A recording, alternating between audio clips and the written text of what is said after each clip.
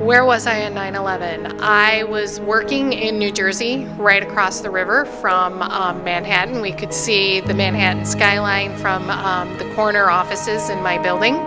This just in, you are looking at obviously a very disturbing live shot there. That is the World Trade Center, and we have unconfirmed reports this morning that a plane has crashed into one of the towers of the World Trade Center. I was actually driving to work and trying to punch all the different radio stations to get as much information as I could on my car radio. I don't know which tower it is, but it hit directly in the middle of one of the World Trade Center towers. The plane just was coming in low, and the wingtips tilted back and forth, and then it flattened out. It looks like it's hit at a slight angle into the World Trade Center. I can see flames now coming out the side of the building, and smoke continues to billow. We've got the planes. There's an attack. We have another one that's supposed to go to the Pentagon that crashes in Pennsylvania. You're just going, what in the world's going on? We have a report now that a large plane crashed this morning north of the Somerset County Airport, which is in western Pennsylvania, not too terribly far from Pittsburgh. We don't know if this is somehow connected to what has gone on in New York and Washington, but we do know that another plane has crashed, this one about 80 miles south of Pittsburgh, or at least to the southeast of Pittsburgh.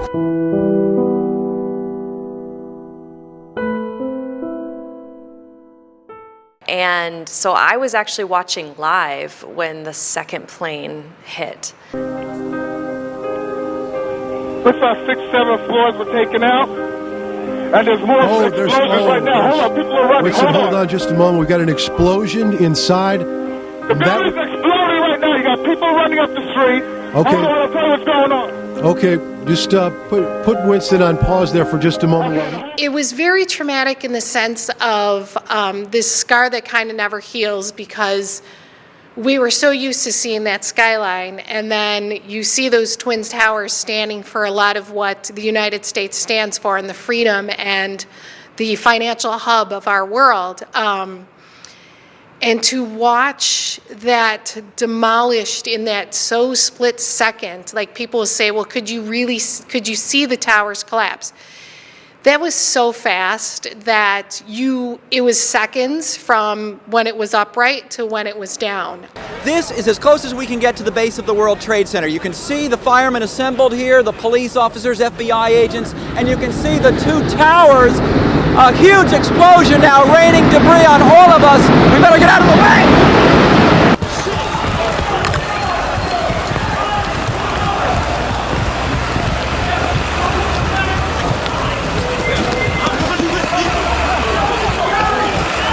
Keep going, let's go!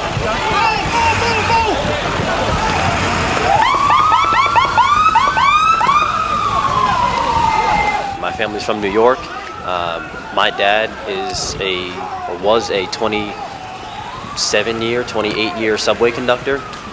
For some odd reason that day, he just decided to take off. And if you're not familiar with how odd that actually is, you only get 2 weeks off when you're in the union for MTA, at least at that time he did. And when you take off, they actually would call to make sure you actually are sick.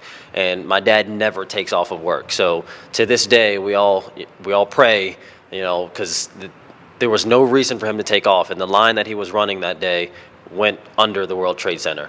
And then you see the people, the amount of soot and ash, falling from the skies in New York, and the sheer terror and panic. We heard a big bang, and then we saw smoke coming out, and everybody started running out, and we saw the plane on the other side of the building, and there was smoke everywhere, and people are jumping out the windows. Over there, they're jumping out the windows, I guess because they're trying to save themselves. I don't know. I think one of the things that was so shocking about 9/11 is that as a country, as Americans and in the United States, we know that our military power was strong. I think growing up in this country, I always felt very, very safe. And my father was in the military. really respected him and what that stood for. And it was the first time for me that I realized that our country was vulnerable in some sense, and that we weren't invincible. And that was really scary, because at that time in history, if that could happen, we all wondered what was going to happen next. And I know for weeks afterwards, people were worried about major cities being bombed and attacked. And if that could happen in our own soil, in a place like that, and with so many people involved, everyone wondered what could happen next. If I remember anything, or if anything stays with me from 9/11, it's how America came together after 9/11. People started to wave their flags on the front of their house. People came together to donate money.